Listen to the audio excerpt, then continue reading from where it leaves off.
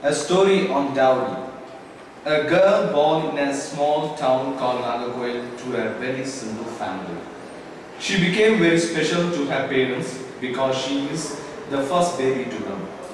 She grew up with lots of love from her parents. She did her schooling in her hometown Nagercoil. She never bothers about anything. There were always two people behind her to help her. She was grown in an environment where her parents always tried to be honest in their works. She got a gift of singing songs, maybe from the grandpa who is a great musician. She uses to attend church choirs where her grandpa is the leading organist. She is not only good in singing but also in academics too. She did her masters in commerce from Scott Christian College, Nagercoil. After her studies, she joined in an NGO as an accountant. She is always reminded of her parents to be honest in work. One day, the managing director of that NGO asked her to prepare a fake account for the auditing purpose. As an honest girl, she refused to do that, and then that made her to resign the job. After that, she tried many colleges and institutions for a job, but she didn't get any. So she decided to start a tuition class for the kids in her home. She got lots of kids for tuitions. Her life went on smoothly with the tuition money she got from the kids. Like other typical South Indian girls, she also got in the trap of dowry system. When her parents were looking for her bridegroom, she never thought that she has to undergo the bargaining social system of marriage.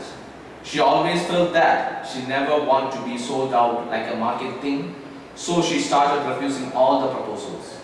And her parents are also not in a position to give any dowry to anyone. Her age is also started growing faster and she remained as a bachelor in the society. Now she is 31 years old, now not getting any proposals. Is it her honesty or her ideals made her to be like that, or the social system which always violate the rules? Likewise, there are many cases in South India. Girls remain unmarried.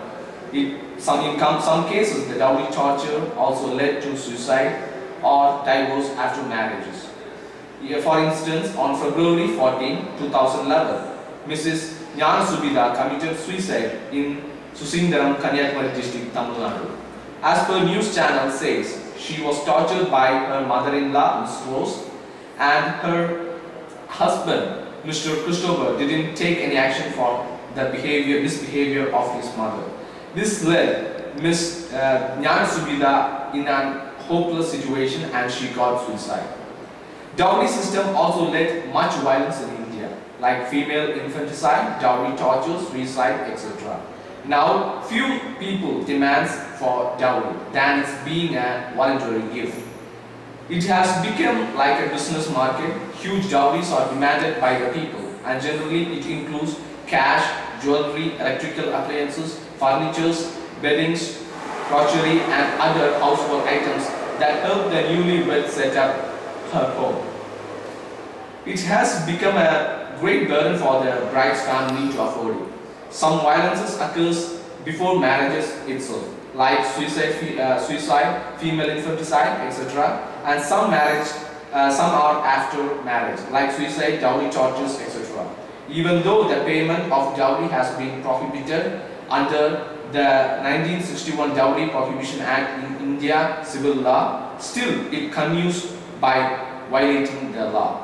It is very serious issue one has to address and to condemn it as a peace worker. So the dowry won't become a story of a girl suicide anymore. So the dowry won't become a story of a girl suicide anymore.